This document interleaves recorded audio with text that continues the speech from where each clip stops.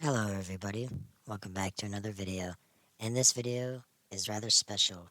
I myself went to the America's Car Museum, LeMay's Car Museum to be exact, and they had the Japanese exhibit, which, if you don't know, of course, in the name, there's going to be Japanese cars there from the likes of very rare import cars or cars that aren't even legal here in the United States. They had it all.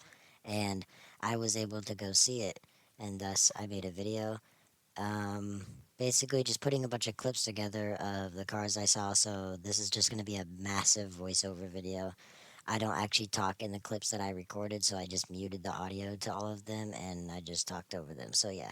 Um Hope you guys enjoy and yeah, stay tuned for my next IRL video coming out soon. I have good plans for more real life content filmed in the real world. So yeah, let's get on with the museum video.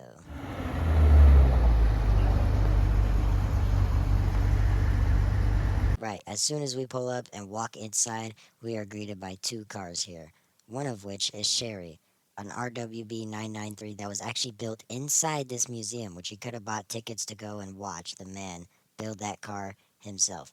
I forgot what his name was, but you can see him building right here this car, and it's finished in that very pretty color.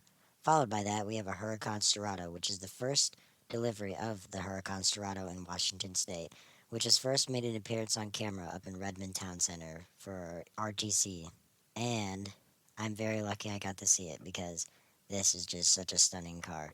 V10 as an off-roader in a Lamborghini, I mean, you cannot ever match that. So yeah, very pretty car, and right next to that, towards the right, um, was a 300 SL, which is part of their collection. But as soon as we go beyond that, we are greeted by one of the first Japanese supercars ever made.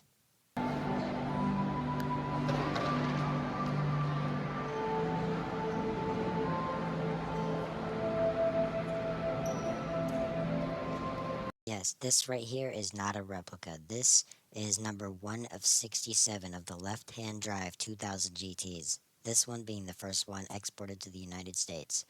And followed by that, we have a Sports 800 finished in a silver, one of the K sports cars. And this is a 2000 GTX Skyline with some carbon fiber wide body kit. I don't even know, but as you see, it's carbon fiber there with some misaligned panels. Followed by that, we have an Integra DC2 that does not have the red interior, but it is still a very pretty car finished in championship white. Also, just look at that. I mean, that's very cool. I've never seen one before. Followed by that, we have 4K cars, including this red Subaru van, which is very small, right next to that Honda ACD truck, which is very interesting to see. Going along that, we have a Crown Royal station wagon, which is pretty large considering that it is literally a Camry. Also, we have a Samurai, which my dad almost rolled over of his, but we're not going to talk about that. Next to that is a FJ45 Land Cruiser, followed by two little pit bikes. Don't know what those are. And then here we have a dynamic duo that will never be defeated or recreated, which is the Honda NSX. This is an Acura NSX. This is a NA1, and then right next to that is the Acura NSX Type S, which is the final version and the final one. Then we have an Accord and an N600, which were the first Hondas made in America, followed by a Celica and an SC400, which this one has a V8. Or I'm pretty sure they all have V8s. But yes, this here, if you already know, you already know. This is the initial D card, the AE86, which is the tofu delivery vehicle. If you guys know the lore behind it and all that, I'm not even sure if this is the real one, but it's pretty close. So, who knows? Could be a real one. Followed by that is another AE86 with a pop-up headlights, which is a GTS, and a few other little motorcycles. I don't know what those are, but they're pretty nice.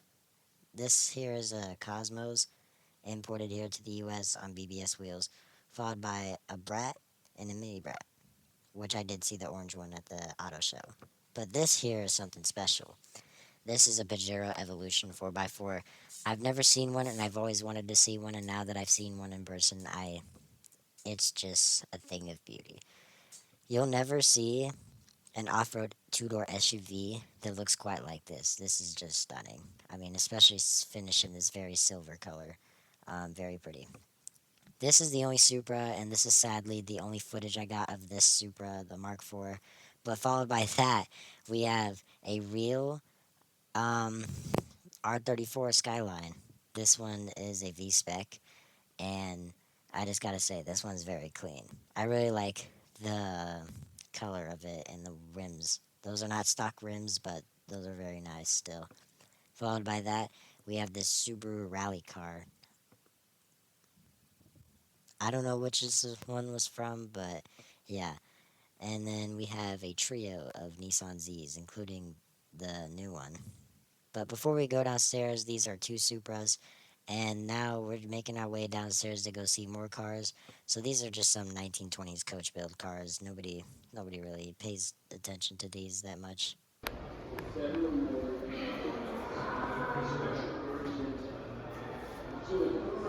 This car is Tweety Pie, which I don't know how it's got its name, but yeah, it's an art car.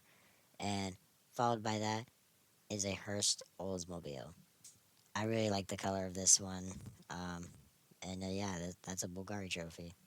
Followed by that is this very um, light blue 356 coupe with red interior, along with a red 356, which they also have a coupe 356, also in red.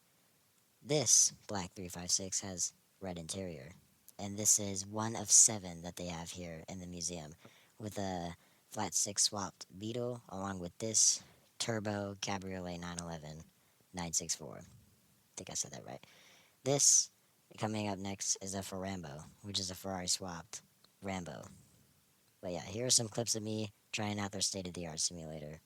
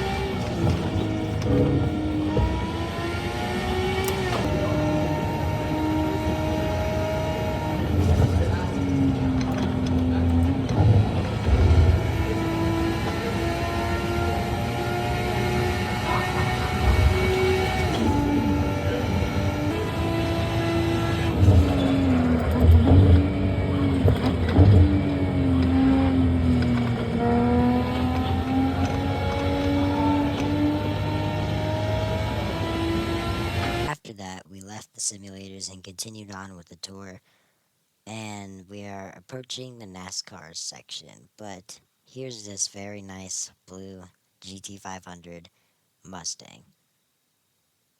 Anyways, moving on with the NASCARs. This is Earnhardt's Monte Carlo, and I know I pronounced his name wrong. I apologize for the disrespect. This was a very unsafe car, if you can't tell by their lack of headrest, and you can see in this NASCAR Charger, Casey Kane's Budweiser Charger. You can see it has a lot more safety features in it. Obviously, after the fatal crash of Dale Earnhardt, which took his life, and yeah, you'll never see a Charger ever again in NASCAR. That's for sure. But yeah, my thoughts on this so far is that this is a really nice museum. I really like the Japanese exhibit, and all the cars here just in general. It's very nice to always come here and see them every time, and to always try out all the other activities they have here.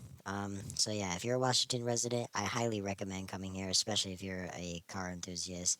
Please come here. This is a really nice place. But yeah, as we go up to the final stairs or the final level, we have some British cars. That is a Lotus Esprit, followed by this MG behind it. I don't know if that's actually an MG, or actually this is a Triumph. Yes, that's a Triumph, and I don't know what the car is behind it, but I know it's British. But yes, right up here is the way upstairs, but that is a low mileage Toyota Prius, followed by this Subaru, and we go by the Celica and the SC400 again. This is a 1 of 500 Toyota Soro Era cabin, and I really, really, really want one, but something that I'll never have because of its rarity. This here, sadly, I took in only portraits, but this is JackUltraMotive's GT-R. I really wanted to film a video with Jack, meeting him in person at Exotics of Redmond Town Center, but he moved to Arizona, so that will never happen. I apologize for the inconvenience, but this is probably the cleanest GTR I've seen.